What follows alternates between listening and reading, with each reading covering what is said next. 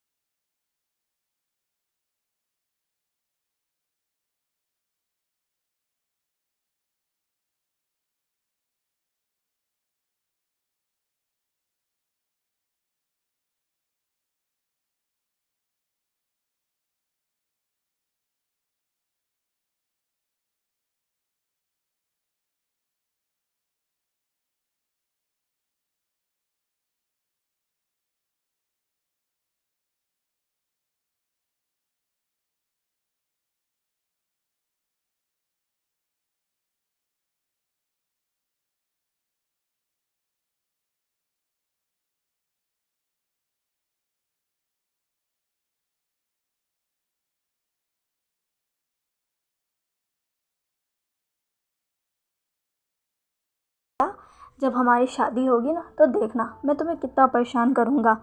तभी वांग जी कहता था, तुम अभी मुझे कम परेशान करते हो जो बाद में करोगे। तभी विंग वांग जी को चिढ़ाते हुए कहता था, इसका मतलब तुम मुझसे ही शादी करोगे लंजा। जिस बात पे वांग जी के गाल कान दोनों रेड हो जाया करते थे और विंग ज़ोर ज़ोर से हंसता था। ये समय याद करते ही विंग की आंखों में आंसू आ जाते हैं, पर विंग तुरंत ही अपने आंखों में से आंसू को पोंछ लेता है। अभी उस रूम में किसी की दस्तक होती है। विंग सामने देखता है तो वो वहाँ पर वांग जी था। वांग जी को देखकर विंग चौंक जाता है। वांग जी जो कि विंग को देखता है और कहता है, विंग डरो मत, मैं बस यहाँ पर अपने क्लोथ्स लेने आया था। विंग ये सुनता है और बस अपना सिर हिला देता है। वांग जी देखता है विंग की आंखें थोड़ी नम है और विंग सैड सा लग रहा है। वांग जी थोड़ा करीब आता है विंग के और कहता है, क्या हुआ विंग, क्या तुम्हें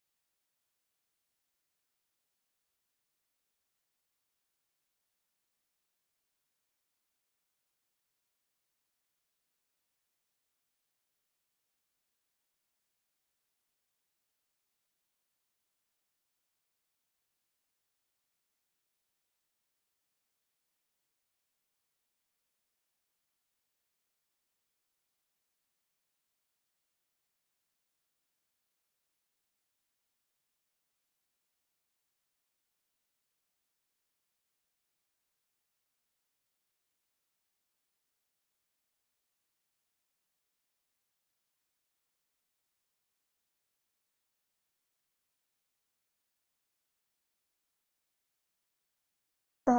वांग जी को फिर से अपने पास देखकर विंग थोड़ा घबरा सा जाता है और वो थोड़ा पीछे होता है। वांग जी कहता है, विंग मैं तो बस तुम्हें ये क्लोथ देने आया था, तुम इन कपड़ों में तो सो नहीं पाओगे ना, ये लो, ये पहन लो, ये मेरे क्लोथ हैं और शायद तुम्हें थोड़े बड़े आएंगे, पर आज के लिए तुम मैनेज कर लो विंग, तुम इन्हें पहन लो, फ्रेश हो जाओ, मैं कल तुम्हारे लिए तुम्हारे साइज़ के कपड़े ले आऊँगा।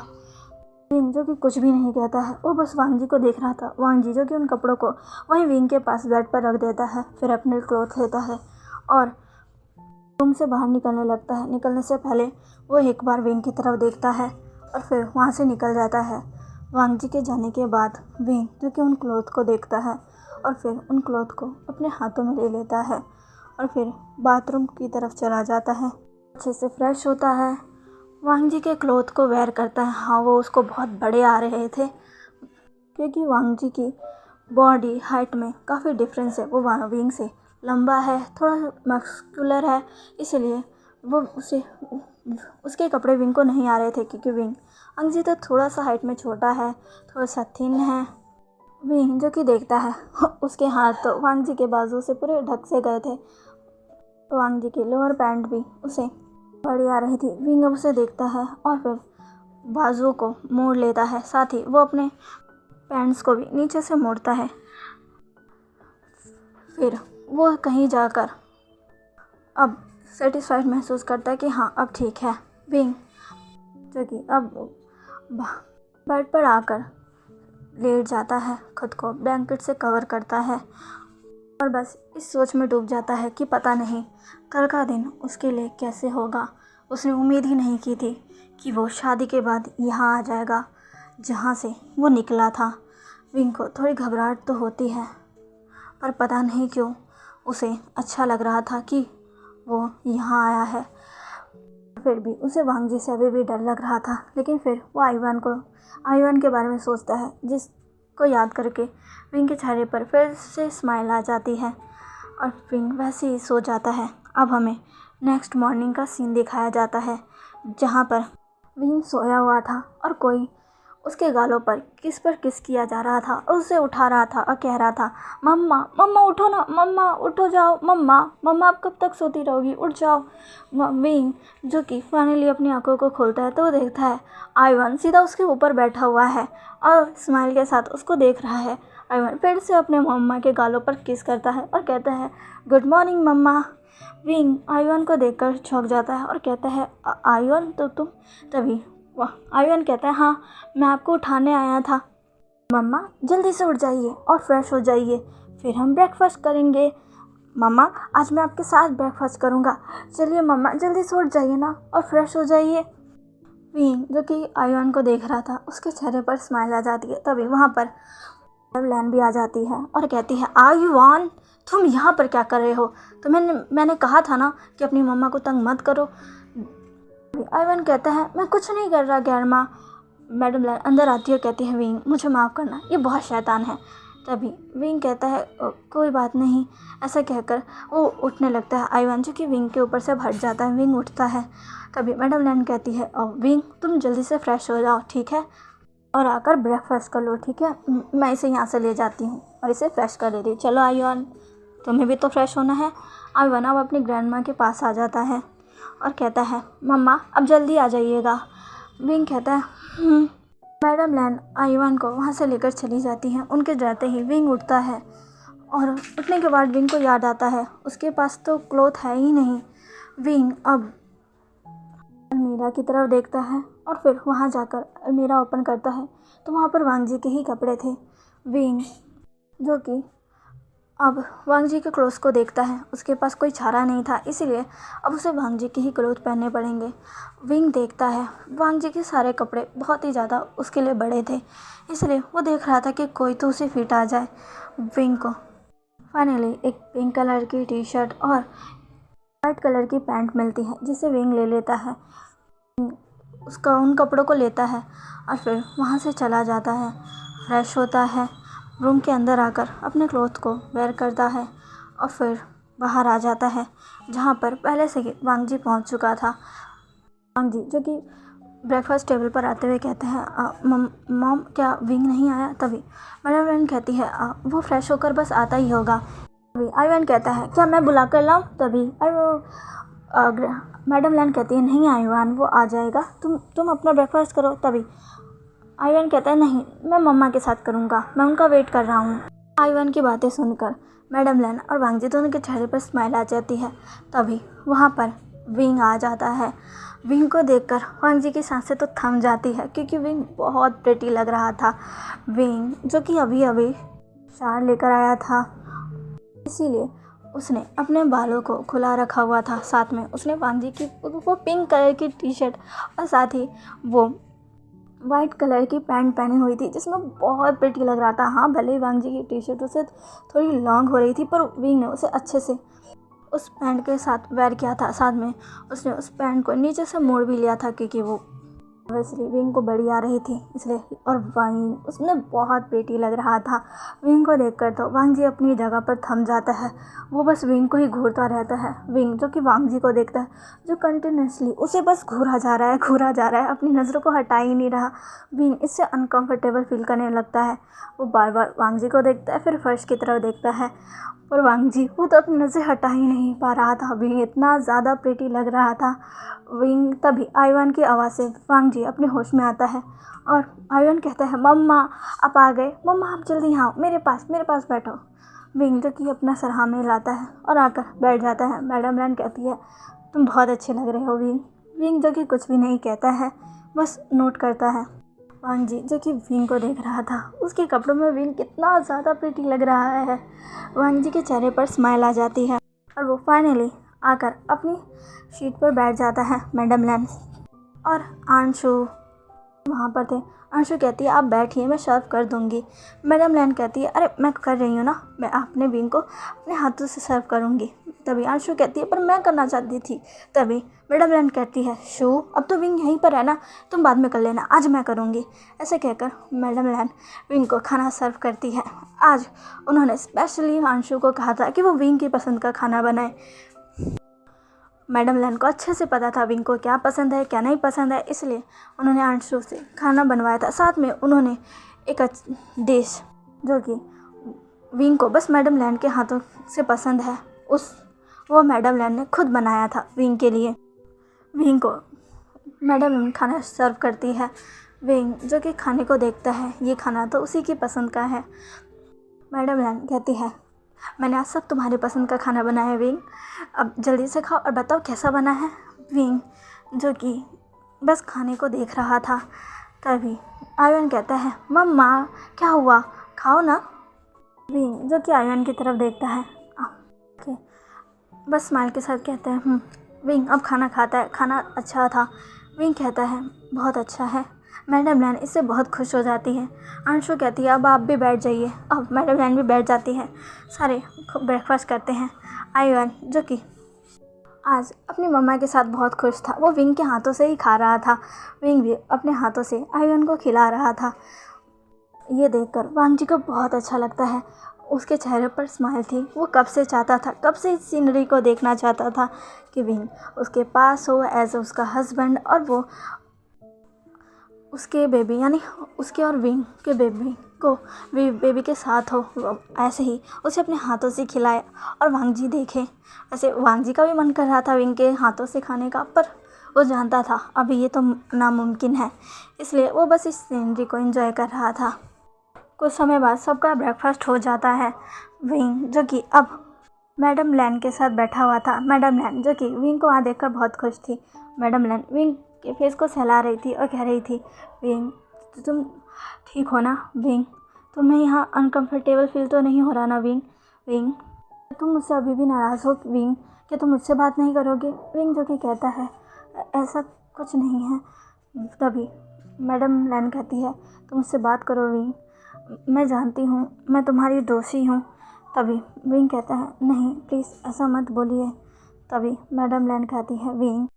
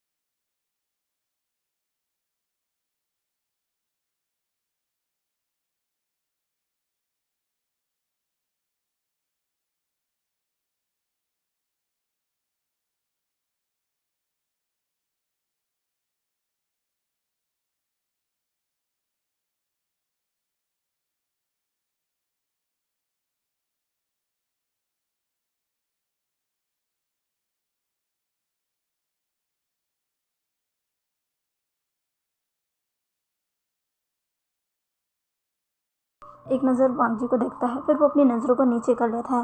वांग जी कहते हैं वो मैं रुकना चाहता था पर मुझे कुछ ज़रूरी काम आ गया। मैडम लैन कहती है ओहो वांग जी तुम भी ना, ठीक है पर जल्दी आ जाना। वांग जी हाँ मैं अपना सिले आता है। तभी वांग जी कहता है आईवान कहाँ है। वांग जी जो जाने से पहले हमेशा ही आईवान से मिलकर जाता है, उसके फोrehead पर किस करके जाता है। आज वांग जी वैसे भी अपने समय से बहुत लेट जा रहा है, हमेशा ही ब्रेकफास्ट के बाद ही निकल जाता है। आईवान को उसको स्कूल ड्रॉप करता है और फिर जाता है, लेकिन आज आईवान स्कूल नहीं गया क्योंकि उसे आज मम्मा के साथ ही रहना था। इसीलिए वांग जी भी इस बात को समझता है और आईवान को आज स्कूल ना जाने की परमिशन दे देता है। और वो भी आज थोड़ा लेट से ही अपने ऑफिस के लिए निकल रहा था। तभी मैडम लैन कहती है अब पता नहीं ब्रेकफास्ट के बाद वो अचानक से पता नहीं कहाँ भाग गया। मैडम लैन कहती है शू क्या तुम आईवान को बुला सकती हो, मुझे लगता है शायद वो खेल रहा होगा। अंशु कहती है हाँ। तभी आईवान वहाँ पर खुद ही भागता हुआ आ जाता है। वो बहुत खुश था, वो मम्मा मम्मा कर आ रहा था, वो कह रहा था मम्मा मम्मा। आईवान को ऐसे मम्मा मम्मा चिल्लाते हुए आते हुए देखकर सारे आईवान की तरफ देखते हैं। विंग भी आईवान जल्दी से विंग के पास भाग कर आता है और कहता है मम्मा मम्मा ये देखिए देखिए ये मैंने आपके लिए बनाया। तभी विंग उस चीज़ को देखता है जो आईवान उसके लिए लेकर आया है। विंग देखता है आईवान के हाथ में एक पेपर है। विंग उस पेपर को लेता है तो वो देखता है आईवान ने उस पर किसी को बनाया है। उसका टी शर्ट पिंक कलर का है और पैंट वाइट कलर के। विंग समझ जाता है ये तो वो है और नीचे लिखा था वेलकम होम मम्मा। विंग ये पढ़ता है और उसके चेहरे पर स्माइल आ जाती है। मैडम लैन भी उसको देखती है जिस पर वेलकम होम मम्मा लिखा हुआ था और साथ में विंग का भी चित्र बना था। हाँ भले वो इतना खास नहीं था पर जैसा था वो अच्छा था। मैडम लैन इसको देखकर स्माइल करती है और कहती है ये क्या है आईवान। तभी आईवान कहता है मैं तो बस मम्मा का स्वागत करना चाहता था, मुझे वक्त नहीं मिला मम्मा के लिए कोई गिफ्ट लेने के लिए। डैड ने कहा था कि जब मम्मा आएगी तो मैं उसे क्या गिफ्ट दूँगा। मुझे इतना नहीं पता था कि मम्मा मेरे पास इतनी जल्दी आ जाएगी और डैड मुझे बताएंगे भी नहीं। ऐसे कहकर वो मुंह फुलाकर वांग जी की तरफ देखने लगता है। वांग जी जो कि आईवान को देखता है वो अब आईवान को कैसे बताए, उसे तो खुद नहीं पता था कि वो आईवान की मम्मा को ले आएगा, कि उसे तो लग रहा था कि वो उसे हमेशा के लिए खोने जा रहा है। पर नहीं, विंग अब उसके साथ है, उसके पास है एज ए उसका हस्बैंड और उससे वांग जी बहुत खुश है। वांग जी कहता है वो मैं। तभी आईवान कहता है आप बहुत बुरे हो डैड, आपने मुझे बताया नहीं, आप मुझे बताते तो मैं मम्मा के लिए कुछ अच्छा सा लेकर आता। मेरे पास कुछ नहीं था इसलिए मैंने ये बनाया। मम्मा ये आपको पसंद आया ना। विंग जो कि आईवान की तरफ देखता है, स्माइल करता है और आईवान का फेस सहलाते हुए कहता है बहुत पसंद आया, थैंक यू। आईवान जो कि खुश हो जाता है और फिर कहता है आप फिक्र मत करिए, मैं आपके लिए जल्दी बहुत अच्छा गिफ्ट लेकर आऊँगा। विंग कहता है मुझे गिफ्ट की ज़रूरत नहीं है आईवान, तुम हो ना मेरा प्यारा सा गिफ्ट। आईवान जो ये सुनता है और वो ब्लश करने लग जाता है और अपने फेस को विंग के लैप में रख कर रगड़ने लगता है। उसे शर्म आ रही थी ये सुनकर। विंग जो कि ये देखकर अब स्माइल करने लग गया था। उसे उसका ये प्यारा सा बेबी आईवान बहुत पसंद है। मैडम लैन भी ये देख रही थी, वो बहुत खुश थी, साथ में वांग जी भी। वांग जी अब अपनी मॉम के हाथों से उस पेपर को लेता है और देखता है सच में आईवान ने कितनी मेहनत से विंग के लिए ये बनाया है और विंग सच में कितना क्यूट लग रहा है। वांग जी ये देखता है और फिर कहता है बहुत अच्छा है। वैसे आईवान तुमने कब बनाया। तभी आईवान जो कि अपना फेस विंग के लैब से निकालता और कहता है अभी। वांग जी इस्तेमाल करता और कहता है बहुत अच्छा है। तभी वांग जी कहता है इधर आओ। वांग जी आईवान को बुलाता है। आईवान जो कि अब वांग जी के पास चला जाता है। वांग जी आईवान के गालों को सहलाता है, उसके फोरहेड पर किस करता है और कहता है अपनी मम्मा को तंग मत करना, ठीक है। तभी आईवान हाँ मैं अपना सिले रहता है और कहता है ओके डैड। वांग जी अब आईवान के चिक्स पर किस करता है और कहता है मैं चलता हूँ। ऐसे कहकर वांग जी एक नज़र विंग को देखता है और फिर वहाँ से चला जाता है। अब यहाँ से हमें काफ़ी समय बाद का सीन दिखाया जाता है जहाँ पर आईवान और विंग अभी विंग के रूम में थे। आईवान जो कि विंग के साथ था, विंग के साथ वो खेल रहा था। विंग भी आईवान के साथ बहुत खुश था और वो भी उसके साथ खेल रहा था। वो और आईवान ड्राइंग कर रहे थे। वैसे तो विंग बस देख रहा था और आईवान ड्राइंग कर रहा था। तभी वहाँ पे मैडम लैन आती है और कहती है विंग जो कि मैडम लैन की तरफ देखता है और कहता है हाँ। तभी मैडम लैन कहती है वांग जी ने तुम्हारे लिए क्लॉथ भेज दिए हैं। तभी विंग कहता है ठीक है। मैडम लैन जो कि अब कुछ सर्वेंट्स को बोलती है, वो विंग के क्लॉथ लेकर आ जाते हैं जो वांग जी ने विंग के लिए बाय कर लिए थे। वो कहती हैं इन्हें अच्छे से अलमीरा में डाल दो। वो सर्वेंट्स अब अच्छे से विंग के क्लॉथ्स को अलमीरा में डालने लगते हैं। मैडम लैन अब विंग और आइवन के पास आ जाती है और उनके साथ वो उनकी एक्टिविटी में शामिल हो जाती है। साथ ही वो विंग को देखती है और विंग के गालों को सहलाते हुए कहती है तुम यहाँ ठीक तो हो ना विंग? मैं जानती हूँ अभी तुम्हें यहाँ पर उतना अच्छा नहीं लगेगा, क्योंकि इससे आगे मैडम लैन बोलती नहीं है, लेकिन फिर भी वो अपने चेहरे पर स्माइल करती हुए कहती है सब ठीक हो जाएगा, देख लेना। विंग जो कि कुछ भी नहीं कहता है, वो बस आइवन को देख रहा था। तो चलिए गाइस, आज के लिए बस इतना ही। आज का ऑटो कैसा लगा प्लीज़ प्लीज़ प्लीज़ मुझे कमेंट करके ज़रूर बताइएगा और प्लीज़ मेरे चैनल को लाइक शेयर एंड सब्सक्राइब कर लीजिएगा। मिलते हैं इसके नेक्स्ट पार्ट में। बाय।